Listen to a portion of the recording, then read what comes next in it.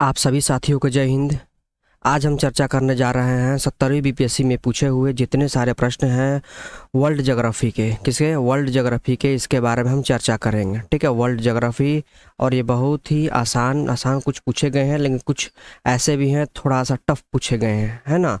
यानी कि easy to moderate हैं। सारे प्रश्नों को देखेंगे और उसे जो प्रश्न बन पा रहे हैं, जो भी उससे रिलेटेड प्रश्न हैं, सभी प्रश्नों को हम हल करने का प्रयास करेंगे। ठीक है, बहुत ही वीडियो छोटा ही करेंगे हम, और एक 70 हो गया, इसके बाद 69, सारे के सारे हम इसको हल करेंगे।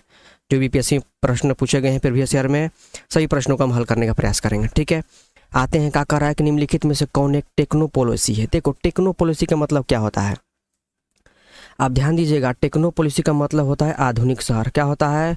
तो आधुनिक शहर होता है। ठीक है, क्या होता है? आधुनिक शहर होता है, यानी आधुनिक तकनीक वाला जो शहर है, आधुनिक तकनीक वाला जो शहर है, उसको हम क्या कहते हैं? टेक्नोपॉलिसी कहते हैं, आधुनिक तकनीक शहर। यदि आप जानते हैं कि सबसे अधिक किस में तकनीक में कोई विकसित हो रहा है, तो वह हो रहा है कौन सा? Silicon valley. कौन है? Silicon valley. ऑप्शन क्या हो जाएगा ये? इसी प्रकार भारत का सिलिकॉन वैली किसे कहते हैं? भारत का सिलिकॉन वैली। भारत का सिलिकॉन वैली। अगर भारत का सिलिकॉन वैली की बात करें तो क्या हो जाएगा? तो बेंगलुरु। क्या हो जाएगा? बेंगलुरु कहते हैं। किसको कहते हैं? बेंगलुरु कहते हैं। बेंगलुरु का है, कर्नाटक की राजधानी है। ठीक है, यहाँ तक बात क्लियर हो गया। अभी फिलहाल में ही करंट अफेयर्स की बात कर इसे रिलेट करें तो हैदराबाद को भी टेक्नोपॉलिसी शहर बनाया जा रहा है। ठीक है, फ्रांस की बात करते हैं तो पेरिस की राजधानी है लंदन, है ना। अमेरिका का है मास्को। रूस की राजधानी क्या है? मास्को है। और इसका देखते हैं, थोड़ा सा डिस्कशन है। क्या कह रहा है कि टेक्नोपॉलिसी का मतलब होता है आधुनिक तकनीक शहर। और उदाहरण की बात करते हैं तो सिलिकॉन वैली हो गया, जो कहाँ है? यूएसए में। इसका चर्चा कर चुके हैं। भारत में जो बेंगलुरु कहते हैं सिलिकॉन वैली, और इसे हैदराबाद को भी विकसित किया जा रहा है। अगले प्रश्न में चलते हैं। लावा के ठंडा होने और ठोस होने से किस प्रकार की चट्टान बनती है? देखिए, जब लावा का ठंडा होता है ना, तो इस प्रकार की जो चट्टान बनते हैं उसको हम कहते हैं आग्नेय चट्टान। क्या कहते हैं? आग्नेय चट्टान के नाम से जानते हैं। आग्नेय चट्टान के नाम से जानते हैं। आप सभी जानते हैं, जब ये है ना ऐसे ज्वालामुखी जब फटता है, ज्वालामुखी फटकर क्या निकलते हैं? बाहर निकलते हैं। जब ज्वालामुखी बाहर निकलते हैं तो आप ध्यान दीजिएगा, जो अंदर से निकलता है, ये अगर पृथ्वी से बाहर आ गया तब तो लावा कहलाएगा, नहीं तो अंदर तो तुम कहेगा मैग्मा। क्या बोलते हैं? मैग्मा बोलते हैं। और बाहर आ गया तो लावा हो जाता है। जब लावा जब ठंडा होता है तो एक चट्टान का निर्माण करता है, उसे कहते हैं आग्नेय चट्टान। लेकिन आग्नेय चट्टान कभी कभी कुछ ऐसे लावा भी होते हैं जो अंदर रह जाते हैं। हम कह सकते हैं आग्नेय चट्टान दो प्रकार के बनते हैं। कौन कौन? एक अंतर्वेधी बनते हैं, अंतर्वेधी चट्टान हो जाते हैं। और एक हो जाते हैं बहिर्वेधी। क्या हो जाते हैं? बहिर्वेधी आग्नेय चट्टान हो जाते हैं। अगर इसके उदाहरण की बात करते हैं कौन कौन से आते हैं बहिर्वेधी चट्टानों में, तो कुछ उदाहरण बहुत प्रसिद्ध से बेसाल्ट, है ना। बेसाल्ट का जो चट्टान है एक प्रकार का आग्नेय चट्टान है। और एक होता है प्यूमिस। क्या है? प्यूमिस। और बहुत सारे प्रश्न हैं, लेकिन यहाँ से हम इसको हम रिलेट कर सकते हैं। ठीक है, अगर अंतर्वेदी चट्टान के बारे में बात करते हैं तो अंदर की ओर बनाते हैं ग्रेनाइट आते हैं। क्या आते हैं? ग्रेनाइट आते हैं। और आते हैं गैब्रो। क्या आते हैं? तो गैब्रो आते हैं। अगर आप ध्यान दिए होंगे, अगर थोड़ा सा अगर वर्ल्ड ज्योग्राफी के बारे में पढ़े होंगे, तो आपको पता है इन्हीं अंतर्वेदी चट्टानों के माध्यम से अंदर के स्थलाकृतियाँ बनती है। क्या बनती है? स्थलाकृति बनती है। स्थलाकृति जो बनती है उसके अलग अलग आकार के बनते हैं, और अलग अलग आकार के आधार पर उसके अलग अलग नाम दिए गए हैं। जैसे बैथोलिथ। क्या चीज़? बैथोलिथ। ठीक है, बैथोलिथ हो गया, लाइकोलिथ हो जाते हैं, लाइकोलिथ, लेपोलिथ हो जाते हैं। अगला सिल्क है। क्या है? सिल्क है, और क्या है? डाइक है। सभी के प्रकार के अंतर्वेदी चट्टान पाए जाते हैं। ठीक है, देखिए आग्नेय चट्टान को हम इग्नियस कहते हैं। इग्नियस रॉक कहते हैं अंग्रेजी में बात करते हैं। ऑप्शन नंबर क्या हो जाएगा? Option number A is right answer हो जाएगा। ठीक है, अगले प्रश्न की तरफ चलते हैं और थोड़ा सा इसके बारे में हम डिस्कशन पढ़ लेते हैं कि ज्वालामुखी से निकले लावा ठंडा होने और ठोस होने से पहले और होने के बाद जो आग्नेय को ही हम कहते हैं इग्नियस चट्टान बनाते हैं। आग्नेय चट्टान दो प्रकार के होते हैं, अंतर्वेदी और बहिर्वेदी। आपको बताया अंतर्वेदी में कौन कौन आते हैं? ग्रेनाइट आते हैं, गैब्रो आते हैं। बहिर्वेदी में बताए थे बेसाल्ट और क्या आते हैं? प्यूमिस आते हैं। पृथ्वी के अंदर की परतों मैग्मा के स्थलीकरण से अंतर्वेदी चट्टानों का विकास होता है, जो अभी हम इसको डिस्कशन कर चुके हैं। जब पृथ्वी के आंतरिक भाग से द्रवित मैग्मा बाहर निकलता है और वो ठंडा हो जाता है, इसे हम बहिर्वेदी चट्टान कहते हैं। क्लियर है। अगर बात करें कि इससे सबसे अधिक कौन से मात्रा निकलता है, कौन सा पदार्थ सबसे अधिक निकलता है, याद रखिएगा जलवाष्प। जलवाष्प क्या निकलता है? जलवाष्प। ठीक है, जलवाष्प सबसे अधिक निकलता है और सारे सल्फर डाइऑक्साइड भी निकलते हैं। आइए अगले प्रश्न में देखते हैं। 14वां प्रश्न क्या कह रहा है, थोड़ा सा फास्ट रहेगा क्योंकि आप रिवाइज करते दौरान इस चीज़ को भूले नहीं।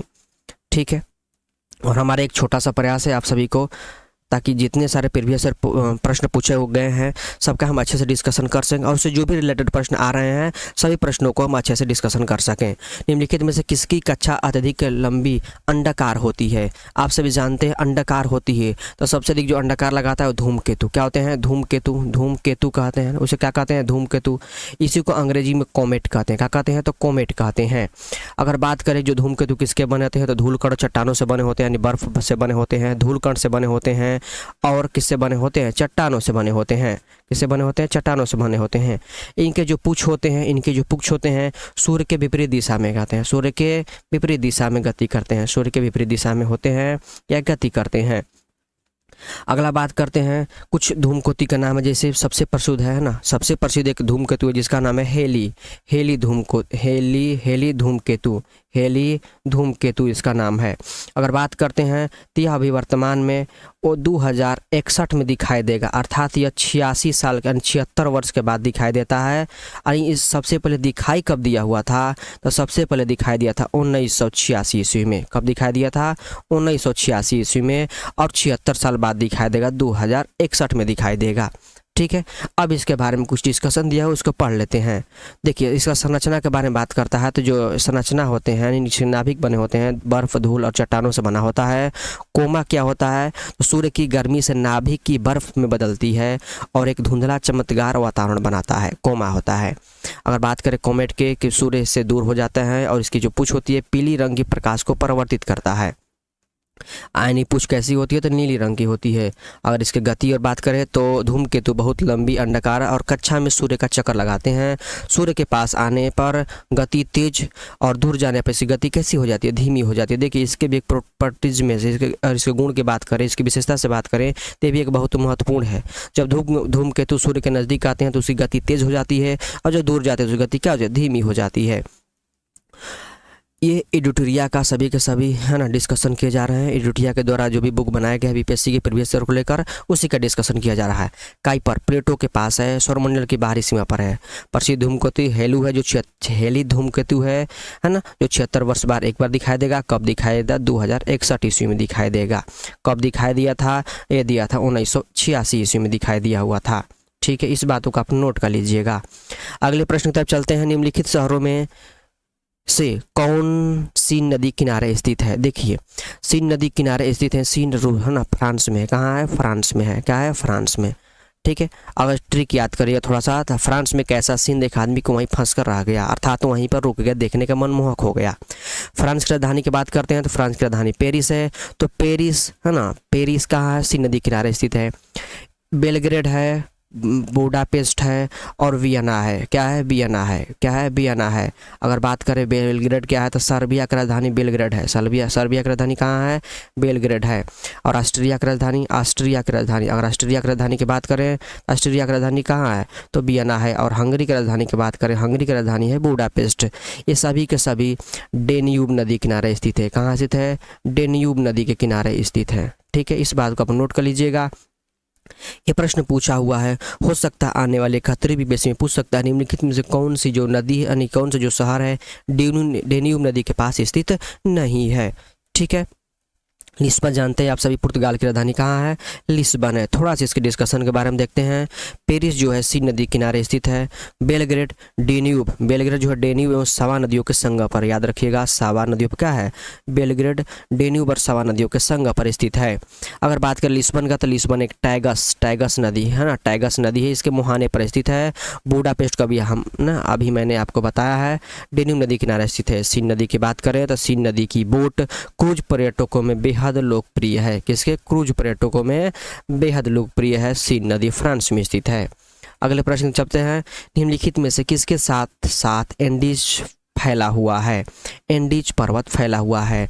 ये देखिए 17वीं का जो री एग्जाम हुआ था, 17वीं का क्या हुआ जो री एग्जाम हुआ है, उसमें यह प्रश्न पूछा जा चुका है। ठीक है, पूछा जा चुका है, लेकिन उस प्रश्न को थोड़ा सा घुमा कर पूछा गया था और वहाँ पर हम डिस्कशन भी किए थे पिछले वीडियो में, तो हम बताए हुए थे एंडीज पर्वत के बारे में। एंडीज पर्वत आप सभी जानते हैं, एंडीज पर्वत जो है दक्षिण अमेरिका के, है ना, पश्चिमी भाग में स्थित है। कहाँ है? दक्षिण अमेरिका के पश्चिमी भाग पर स्थित है। तो यह हो जाएगा दक्षिण अमेरिका पश्चिमी तट हो जाएगा। बात करें किन किन देशों के सीमा पर स्थित है, एक देश आता है वेनेजुएला, क्या आता है? वेनेजुएला आता है, और दूसरा आता है चिली, क्या आता है? चिली। इन्हीं के सीमा पर है, दोनों के दोनों क्या है? स्थित है।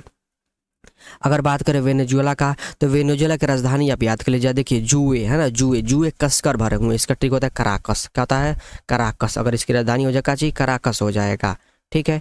अगर बात करें चिली एक प्रकार का ऐसा देश है जो उत्तर से लगाए दक्षिण तक सबसे लंबी में फैला हुआ है। प्रश्न पूछा हुआ है बीपीएससी का कि वो कौन ऐसा देश है ना। ये देखिए मरचा की तरह दिखाई देता है, इसलिए इसको चिली बोलते हैं। और इसका सबसे लंबा विस्तार है, उत्तर से दक्षिण की तरफ विस्तार है, अर्थात इसको हम बोल सकते हैं अक्षांशीय विस्तार क्या है, ज़्यादा इसका है। अगर चिली की बात करें, चिली की राजधानी क्या है कि चिल्ली, देखिए जैसे चिल्ली बोले तो लग रहा है चिल्लाओ, है ना, चिल्लाना। आदमी कहता है शांति बनाए रखो, यानी शांति यागो, क्या हो जाएगा?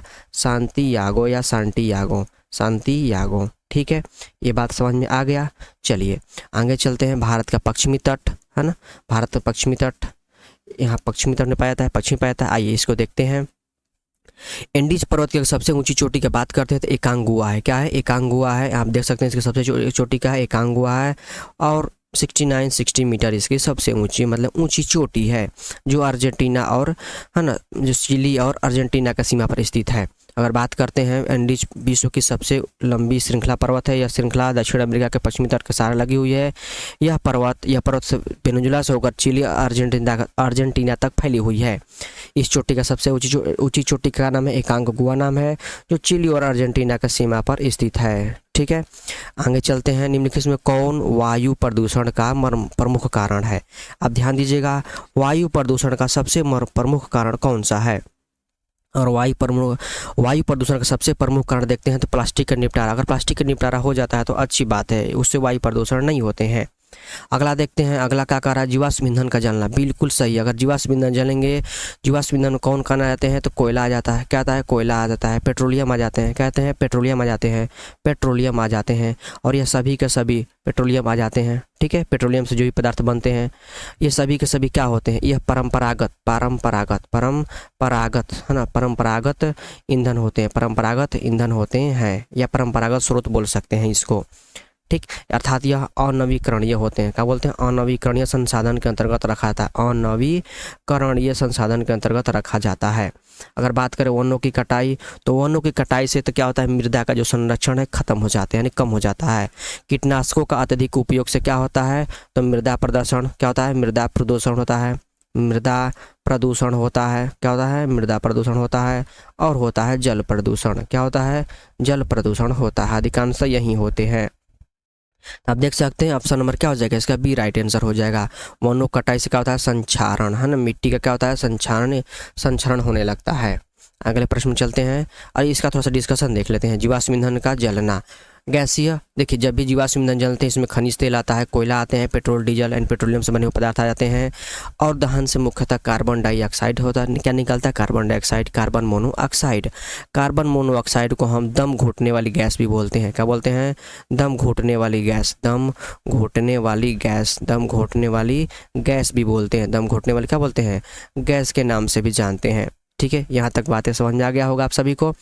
अगले प्रश्न की तरफ चलते हैं, जो 17वीं के जो एग्जाम हुआ था उसमें पूछा हुआ प्रश्न है, और सभी के सभी 17वीं में ही पूछे हुए प्रश्न है, सभी के सभी, है ना, याद रखिएगा सभी के सभी। और इस पर थोड़ा सा मेहनत करके जो भी इससे रिलेटेड प्रश्न है उसको दिया जा रहा है आप सभी के बीच।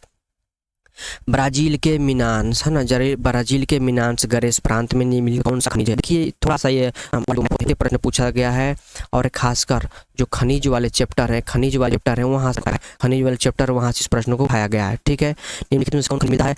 ये बता देते हैं आपको। सबसे अधिक जो खनिज मिलता है वो लौह अयस्क। कौन मिलता है? वो लौह अयस्क मिलता है। ठीक है, अगर बात करें कि भारत पूरे विश्व में लौह अयस्क के स्थान पर लौह अयस्क के कौन सा स्थान पाता है? चौथा नंबर है। किस पाता है? चौथा नंबर पाया हुआ है। और कोयला बात करें, कोयला कहा जाता है, और इसका कहाँ है? सबसे अधिक चीन में होता है। ठीक है, कहाँ होता है? चीन में। अगर बात करें में कितने नंबर पर है? 13 नंबर पर। किसे है?